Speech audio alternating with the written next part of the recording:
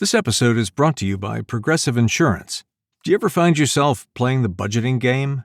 Well, with the Name Your Price tool from Progressive, you can find options that fit your budget and potentially lower your bills. Try it at Progressive.com. Progressive Casualty Insurance Company and Affiliates. Price and coverage match limited by state law. Not available in all states. Hey, I'm running out to drop off a stack of letters and packages. Need anything shipped while I'm gone? Save the gas. Stamps.com lets you print postage and schedule pickups right from your desk. Sync your contacts into the address book, get detailed accounting insights, and get notified the moment your certified mail is delivered. All from my desk? All from your desk. Join the 4 million businesses using Stamps.com right now with code PODCAST and get your free welcome gift. Stamps.com, code PODCAST. Taxes and fees apply. Well, hello, this is Mark from the Swamp School. I want to welcome you to our monthly podcast on all things wetland related, or at least wetland regulations. This go-round, we want to go over the Biden discussion on the waters of the United States definition and what's kind of going on. If you recall, last year, the Trump administration had issued the Navigable Waters Protection Rule, and this rule was basically changing a previous rule which actually went out in 2019 under the Trump administration as a more or less a recodification of the 1986 rule, plus all of the other stuff that basically came out since then, including the Rapano stuff and Riverside Bayview, and well, actually that preceded it, but the Swank decision, all the basically court cases that kind of lumped together, and that is that was the last effort before the NAB water rule came in. Now, what the Corps has officially announced, I guess mid last month, was that they intend to revise the waters of the United States definition yet again. So that is on the horizon, and the EPA has confirmed that they are also going to be part of that. Now, the issue really is the logistics and how to do this, and there's a lot of complications, and this has got everybody kind of crazy. First off, nobody knows what this new definition is going to be, so that's making it kind of fun.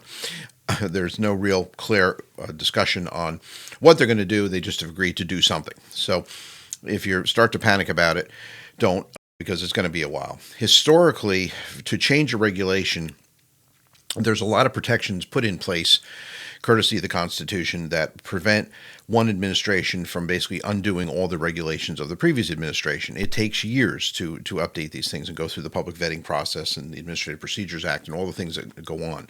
So they can't just say, okay, we're going to do something new this week, though it does sometimes feel that way.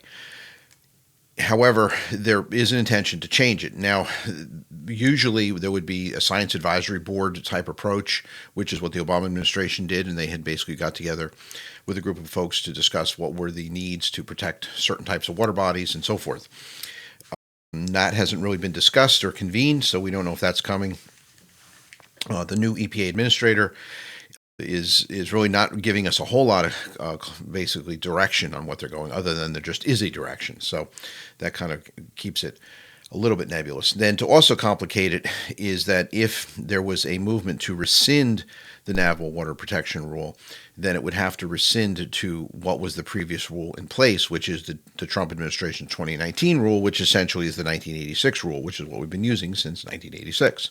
So that is doesn't really get anybody anywhere, because the 1986 rule has been challenged in court numerous times under many different levels and has been sort of the base of all the confusion. So to that end, we are left with, okay, that doesn't really get us anywhere. And that would also require that this existing rule be rescinded. Now, the idea with the Trump administration's 2020 rule, the Navigable Water Protection Rule, is that it reduces the amount of properties that would be considered jurisdictional under the Clean Water Act. So it is a narrower, essentially, definition than the previous rule. So less things are regulated.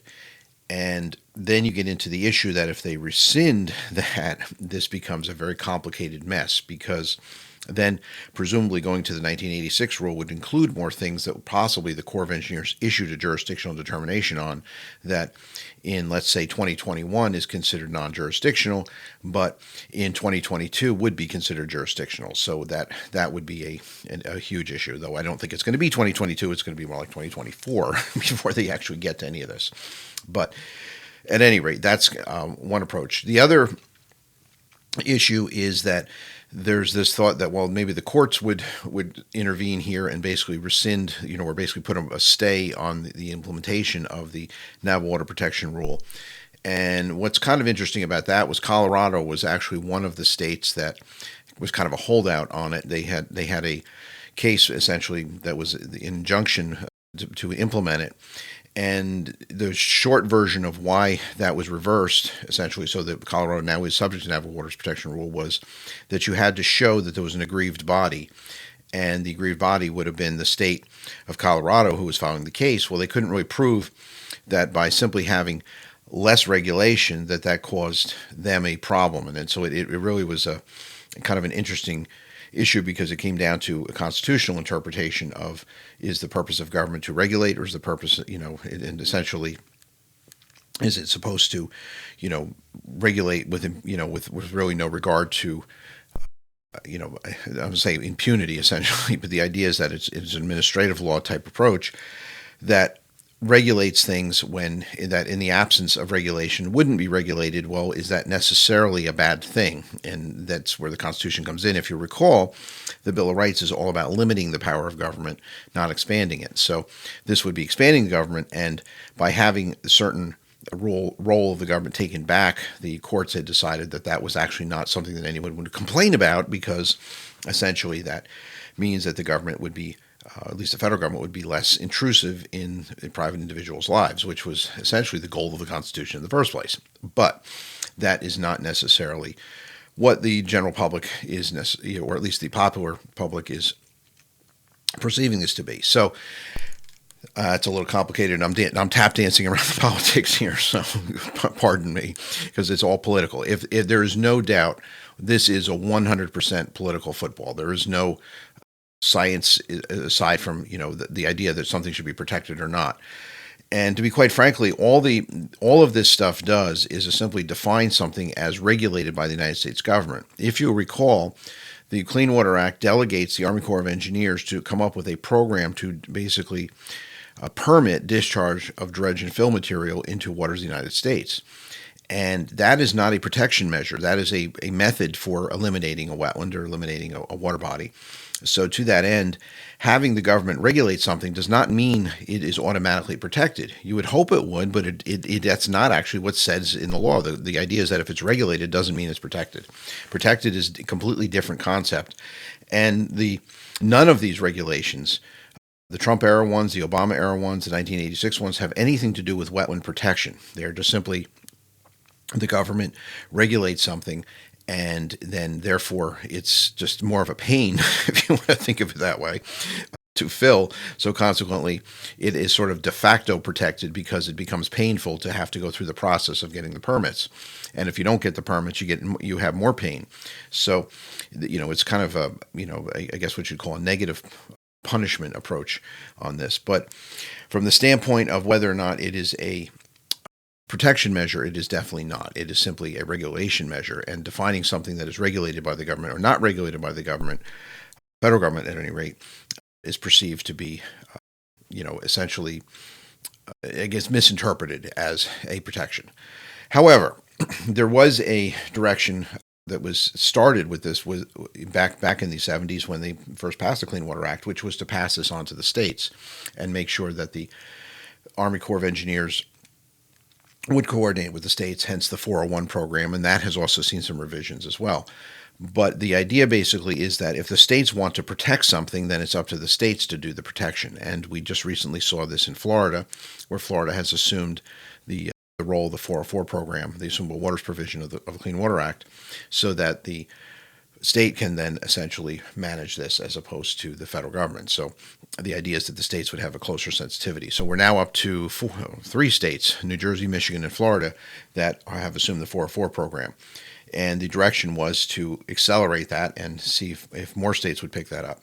And the idea being that the states know what wetlands should be protected, that the local state agencies have a direct interest in it, and that they would be better able to recognize what should be protected and what should not, or what essentially doesn't need as much protection. So it kind of defederalizes that approach on it. So that's essentially the direction it's been heading for a long time.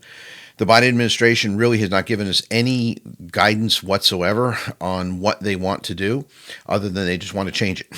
So that's not helpful. But as far as the change, they've kind of given us, telegraphed a little bit, which is to go back to some iteration of the 1986 rule, not go back to the Obama era clean water rule, and which was really, quite frankly, not necessarily a bad thing. A lot of people get bent out of shape about the clean water rule because of all the maps and all the different boundaries. But again, that was just simply defining what is jurisdictional, and then there was a path to essentially deal with the permits. And with the Trump era rule, what they've done is they've eliminated the need for many of the paths so that you can essentially fill a lot more without getting permits at all, which obviously has people concerned.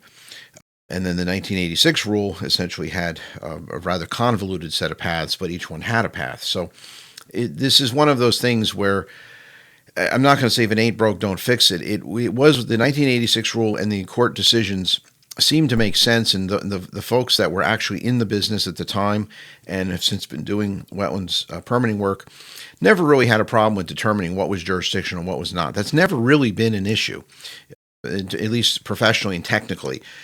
But it has been an issue politically, and that's really the heart and soul of this whole effort, is to garner political support for whatever they want. So at any rate, that is where we're basically at right now. I just figured to give you a heads up on that.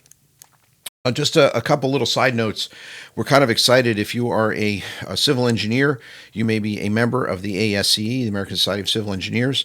And in this month's edition of their magazine, this ASCE magazine, we are featured as a technical article on our antecedent precipitation tool, which we think is really, really cool. So if you get a chance to take a look at that, definitely check it out. We have it up on our website too. We have a link over to the ASCE magazine, which you do not have to actually be a subscriber to get. Or at least you can see the digital version. If you get the print version, you have to, I guess, get a subscription. So anyway, that's about it. So that wraps up this go around for our basically our Wetland Wednesday. And if you have any questions, want to continue the discussion, please let us know. Drop us a line, send us a chat. Whatever gets, give us a call. We'd love to chat with you on this. And we'd love to see you in one of our classes coming up. We got a lot of cool stuff going up online. And then back in the field, we're back in the classroom. We got a class in Pittsburgh coming up the end of August, which is really filling fast. So I guess people in Pittsburgh are getting back to work. So with that, enjoy the day and hope to see you in the swamp. Take care.